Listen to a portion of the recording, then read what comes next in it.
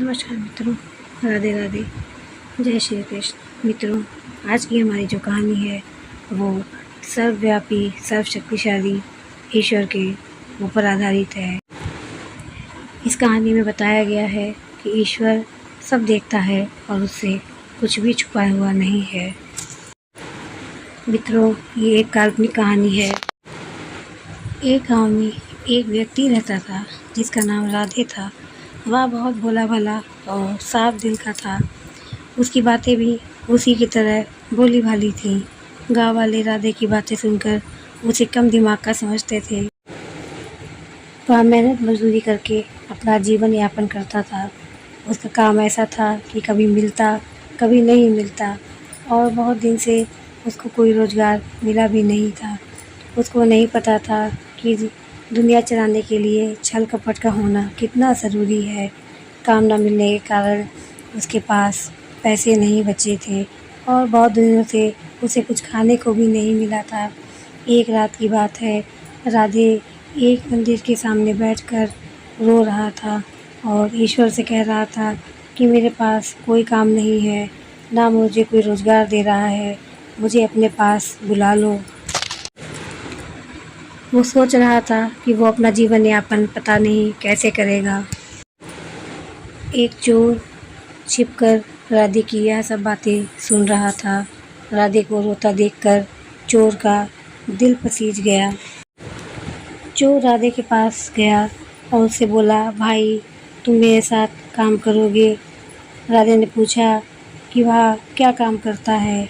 चोर ने बोला कि मैं चोरी करता हूँ। राधे बोला, मुझे चोरी करना नहीं आता है। चोर बोला, मैं तुम्हें चोरी करना सिखा दूँगा।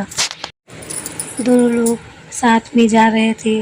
रास्ते में एक खेत पड़ा। चोर ने सोचा कि इस खेत से आज मैं अनाज चुराऊँगा।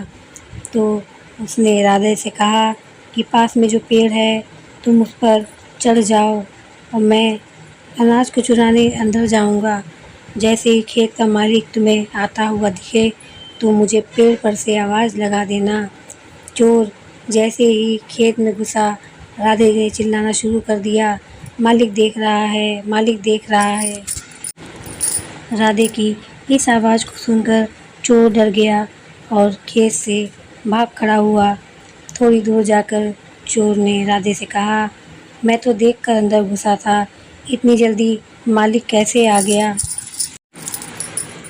राधे बोला, मैंने खेत के मालिक को तो नहीं देखा, मैंने तो दुनिया के मालिक के बारे में सोचा कि वो सब कुछ देख रहा है, उसकी नज़रों से कुछ नहीं छुपता और अंत में हिसाब तो उसी को करना है।